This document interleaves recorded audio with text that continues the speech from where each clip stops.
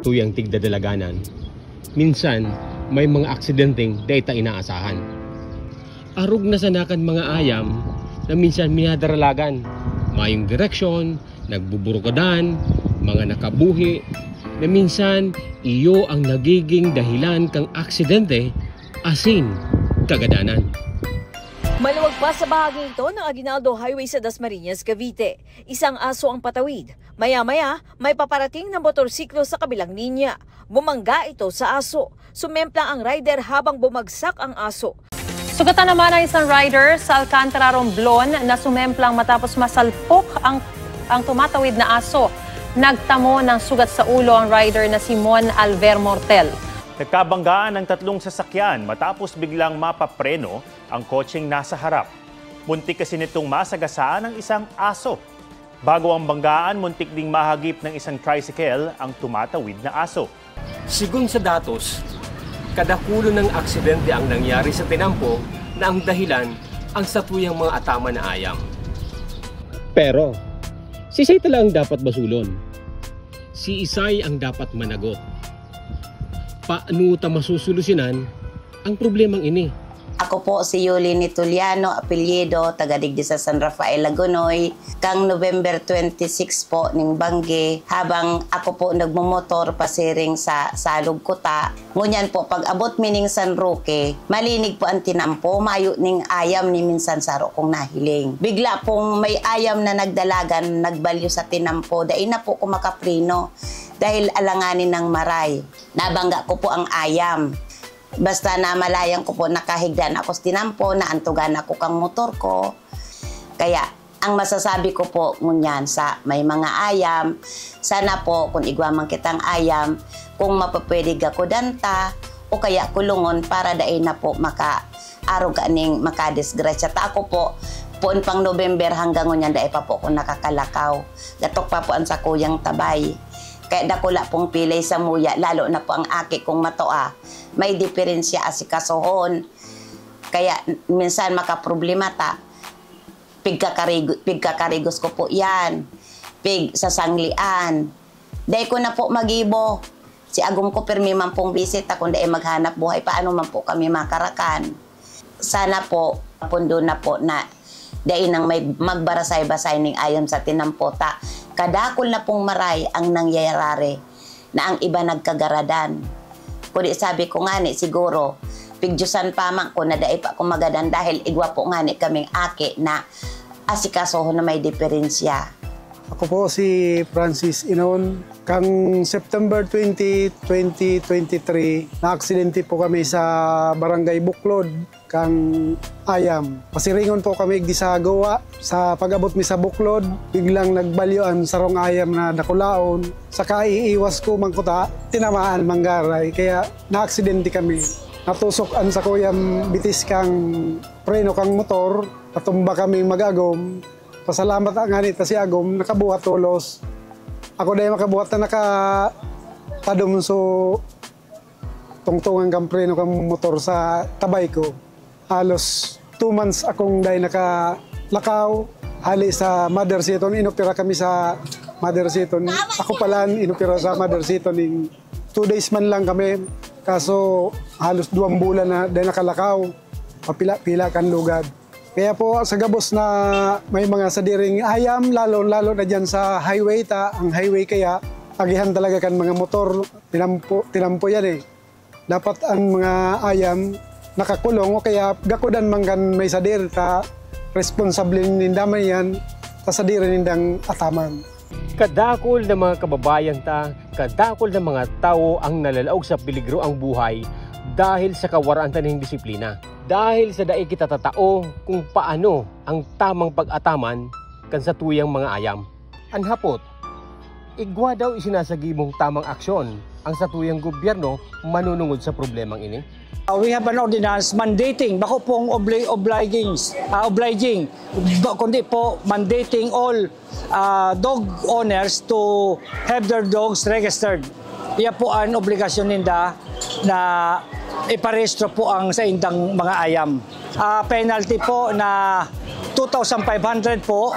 And sa mga offenders po na consistent offenders, kuyan po ang pinakamagabat po dyan, 6 months imprisonment po. Kasi nag-abot na kita sa punto na ang ido ta, kuya na, nagbibreed na sa luwas, dito na aram ang total na population.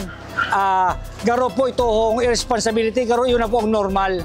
Bako po, dapat po ang responsible pet ownership is dapat you have to have your dog registered, you have to have your dog immunized, and you don't have to dapat po ang sa inyong ido kung bako naka-strain, dumampo lang sa loob kang compound po, nito bako po naka-buhi. Iya po ang obligasyon po kasarong responsible pet owner. Ang responsible pet ownership po, it includes itong pag-care mo sa inda, nayaon lang sinda sa within lang sa vicinity kang harong nindo. Kasi sa ngunyan, dahil pong nangyayaring mga accidents due to neglect sa satuyang mga pets or igwang mga pets na data aram kung si isay na nga ni ang owners kasi due to overpopulation na din. So, yan ang saro po sa kaipuhan tang ma-address. Ang satuya pong pagiging disiplinado, nagpupuon iyan sa satuyang harong. So, dapat disciplined kita na ang satuyang mga pets, yaon man lang din sa mga vicinity kang harong ta. Bako man lang ang nagsasuffer isu tao ngayon na aksidente dahil nakaligis ning ayam. Si dogs, grabe din ang pagsuffer or may nagagadan and then napuput to blame duman sa dogs, which is di man ito aram kang dogs, diba? So, ang decision making is for us humans, sa tuyang mga tao. Sa tuya itong responsibility sa mga pets ta, sa mga alaga ta. Ang pagiging responsible dog owner po, dapat katao kita magkataman ihiduta. Kung ang ihiduta po papabayaan ta sana dyan, talagang makaka-aksidente yan. Maralakaw kung sain-sain, si mga motorista, ma-aksidente po yan, kung biglang magbalya sa tinampo, makakadisgrasya yan. Saka kung responsible dog owner ka, dapat po gagakudan mo ang ido mo.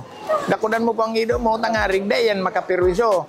Bago sa namo po yan sa aksidente, kundi pwede yan makakagat o pwede yan maulakitang kang rabid na ido. Gawa po, iguana sinang papasar na ordinansa na pag ang ido mo po nadakop, may igwa sindang penalty. May penalty sinda dyan. Kaya dapat, dahil nido dapat yan, basta na sa nambuhian ng ido nido kung saan maglakaw yan. Sala po yan. Actually, ayoko nang nakakahiling ako ng mga itong inaalagaan na nag-aalaga pero day man talaga totally pinapabayaan lang tapos lalo yung pinapakulugan. Habo ko ng yung alaga pinapakulugan. Kasi para din yan tao, di lang makapagsalita. Dapat ang satuyang time, even though na student kita, may ginigibo kita, dapat may time din kita po sa pag-aalaga ang satuyang mga ataman. Kasi ganoon po silang mga tao dapat tigkataon tama silang quality time.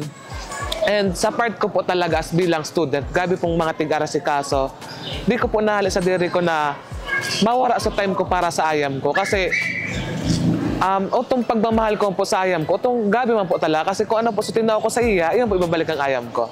Kung hindi niyo po kaya maging responsible sa mga kinuha niyong pets or binili niyo, dapat hindi niyo na lang siguro sila kinuha kasi hindi mo naman pala kaya. And siguro hindi ka po ready for another responsibility kasi siguro baka hindi mo pa naaalagaan sa sarili mo. Dapat po kasi pag may pet ka, bibigyan mo yung needs nila, yung love, care, yung love. Yeah.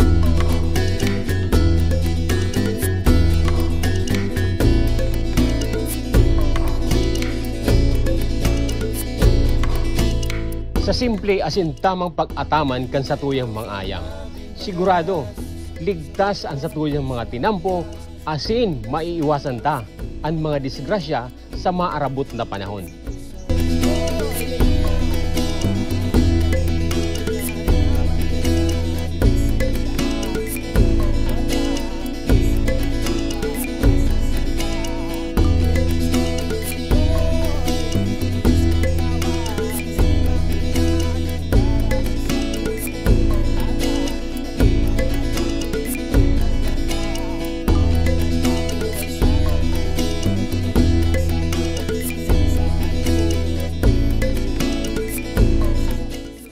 May kasabihan na ang ayam is man's best friend. Alagad, minsan iyo ini ang nagiging kausa kan kapahamakan kan iba. Nasa satuyang kamot ang solusyon. Maging responsableng pet owner po kita. Sunodun ta ang batas at tamanon ta ang satuyang mga ayam. Protektaran ta ang satuyang mga sadiri. Protektaran ta ang satuyang mga ataman. Protektaran ta ang satuyang mga kababayan.